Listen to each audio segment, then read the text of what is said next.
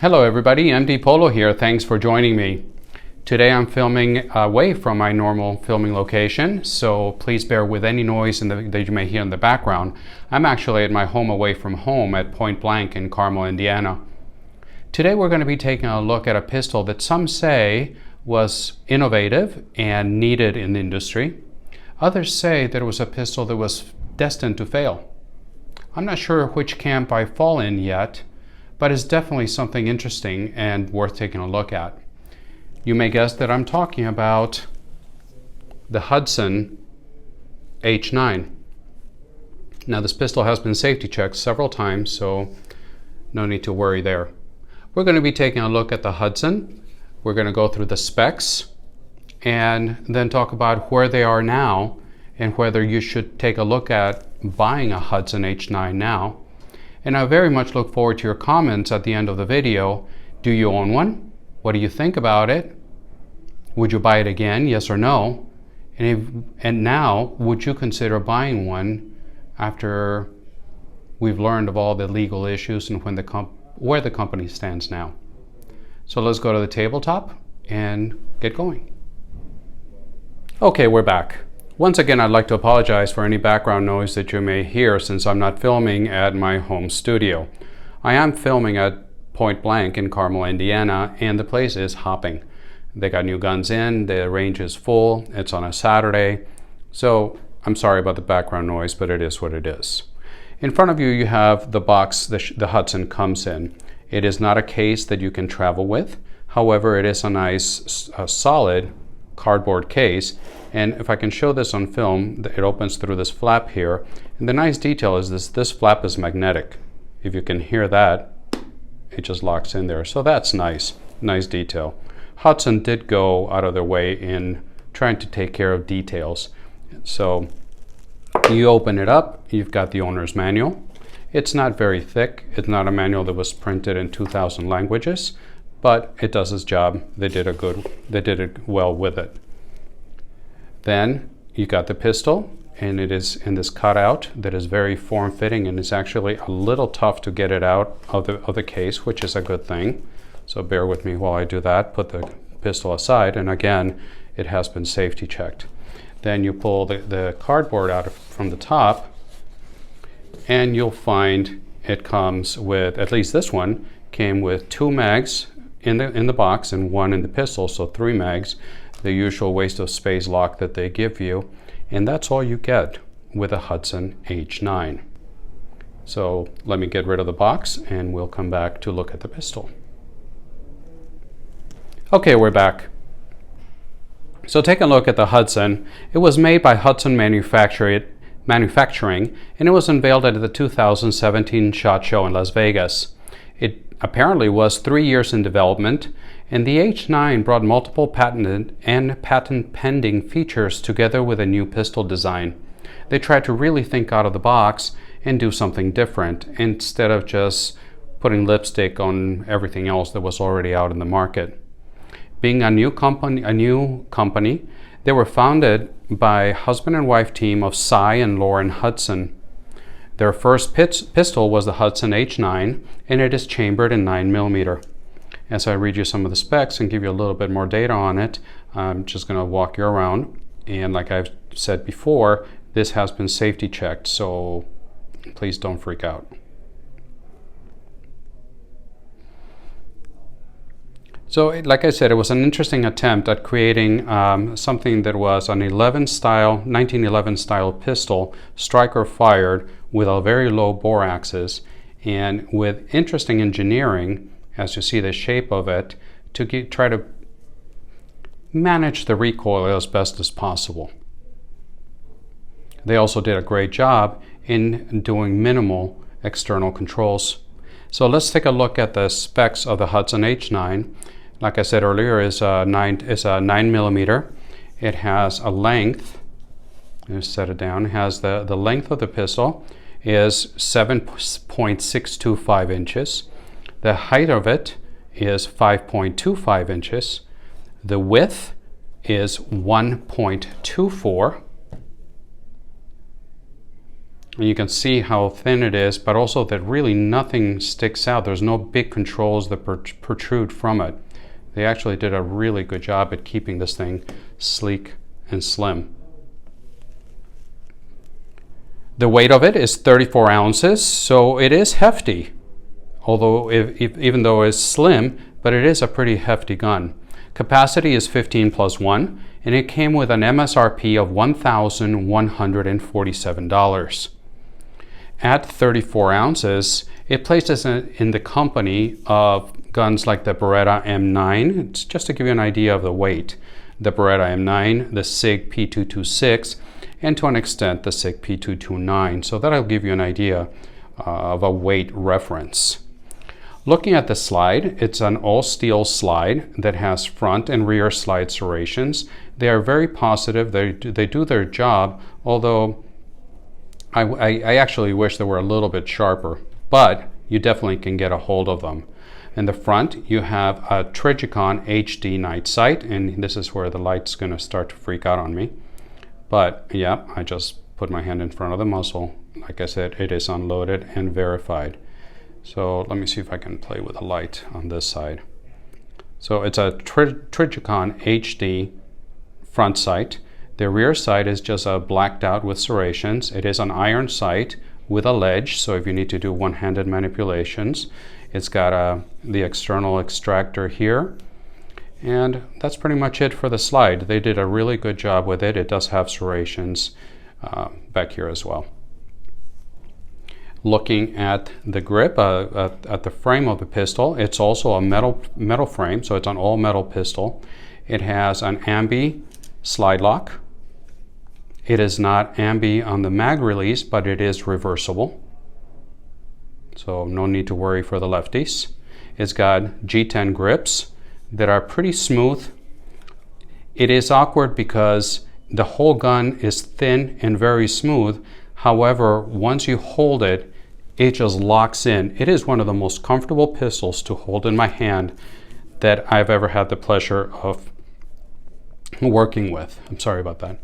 The rear of the grip has got nice lines on it. And let me see, there's the focus. So it's got some nice lines on it, and then you got to find the same texturing in the front. So where you need it, in the back and in the front, will give you some nice texturing. In the front and the back, it will give you some nice texturing so you can really grab onto it. But if you're going to carry this pistol on the side of it where it's going to be hitting your skin, it's not going to be bothering you. The trigger is borrowed from a 1911 with a twist. So it is a straight back trigger from a 1911, just to second verified. And you see the safety ding is here. It is hinged at the bottom instead at the top. And there it is. Just playing with the focus. So you see how that works? It's hinged at the bottom.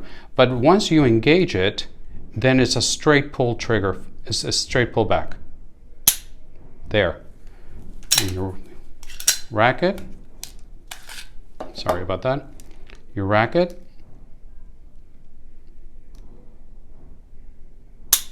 There. It's a really nice feeling trigger. The reset.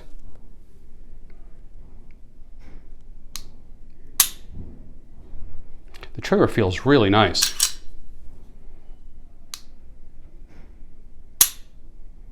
So there it is. It's a straight pull back trigger.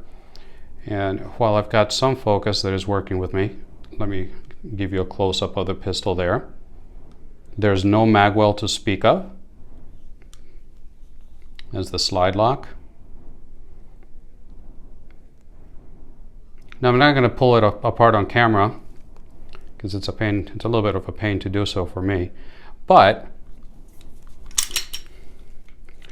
when you take a look at it, you see you got your guide rod here, and that's part of where the design is different. The guide rod and the recoil control is down here. It's not up here where you have a lot of your pistols will have the guide rod on the upper part of the pistol. Here in the Hudson is down here. So the idea behind it was that as you fire the pistol, the recoil is going to be down here and pushing the recoil into your hand instead of the muzzle flip. And that is something that the Hudson did accomplish, in my opinion. When you shoot this pistol,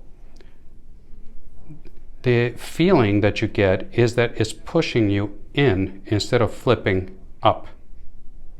Now, I'm not going to tell you that this is a soft shooting pistol, because it's not. You feel it. But it is like this. Yeah, you can start making jokes. Anyway, I think they did a good job in how they designed the Hudson. And like I said, you've got to hold one of these in order to appreciate how comfortable it is in your hand. The trigger guard is very ample. So I don't think you'll have problems. At least I wouldn't have problems with medium-sized hands. I wouldn't have problems using the trigger guard. Now the trigger itself, at least in this one, it broke at 5 pounds. So I am going to do another video with the H9 in which we go to the range and show you shooting and shooting impressions on the H9. I haven't shot this particular one yet, but I do have friends that have H9s, and I have shot it several times. And once again, I'm going to tell you, the pistol just melts in your hand. You just want to hold it. It just feels so good. But you do feel the recoil. And leaving it on this side here. It's a pistol that has a very low bore axis. If you can see it. You can get really high on it. It's got a nice undercut. You can get high on it. They got a slight beaver tail. It's not huge like you would find in some SIGs, but it is very nice. I'm not a lefty, but it just seems like the lights are working better on this side. You can get really high on the gun. It presses your hand into that beaver tail. So what do we do with the Hudson now? As you very well may know, the company has legal problems. It actually filed bankruptcy, and that happened in 2018. Some H9 owners began to report problems with their pistols. The ones that I know of is that excessive barrel wear. Others were complaining about a loose fit in the barrel. And if you take a look at here, and let me see if I can get this to focus a little bit better. You can, now some of you can tell me this is normal. None of my other pistols do it. So let me see if I can get the camera to work a little better.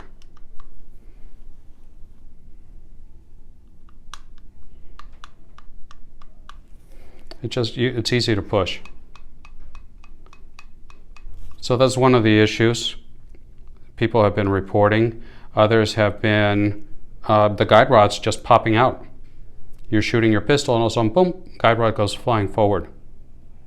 So there were issues for $1,000+ gun that, in my opinion, shouldn't have happened. Now, young company, new design, there are going to be growing pains. The issue is, what do they do about them? So a lot of people send their guns in for repair, and you may want to tell me whether you did or not. And then the company filed for bankruptcy, and they never got their guns back. Literally, there's people that send them in for repair, and that's it. They've never seen their guns back. They've reached out to the ATF, to the courts, and nobody really has given them answers on how they could possibly get their guns back. A rumor out there has it that Hudson actually took all those guns apart, threw all the parts into a barrel, and claimed it as part of their assets in the bankruptcy. I don't know if that's true or not. I have no way of knowing if that's true, but that's just some of the rumors that are floating out there. I feel really bad for the owners of those pistols, because they're pretty much out of a gun at this point. So if you own a Hudson at this point, or if you see one on the market and you're considering buying a Hudson, should you? Well, I don't know. That's part of what I wanted to ask you with this video. What do you think about the Hudson? Do you think you could buy one right now? Should you buy one right now? Do you own one, and what was your experience with it?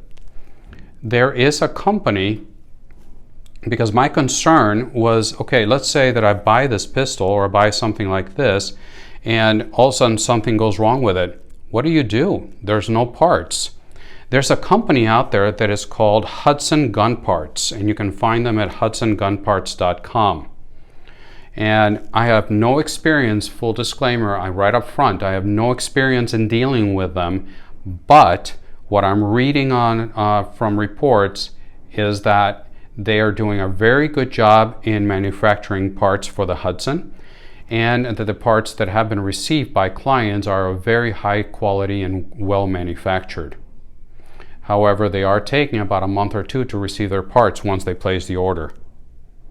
But at least you're not up the creek without a paddle if you already bought your Hudson. So that's what I wanted to show you. I wanted to bring something to you different. What do you think about the Hudson? Is it something that was innovative and ahead of its time? Something that just fell victim of perhaps economics and perhaps mismanagement of the company? I don't know that. I'm just questioning things. Or is it something that was destined to fail and overall a bad idea? What do you think? I'd love to hear your comments. So that's it for the Hudson H9. I really wish this would have worked. I think it's a good idea. It's in principle.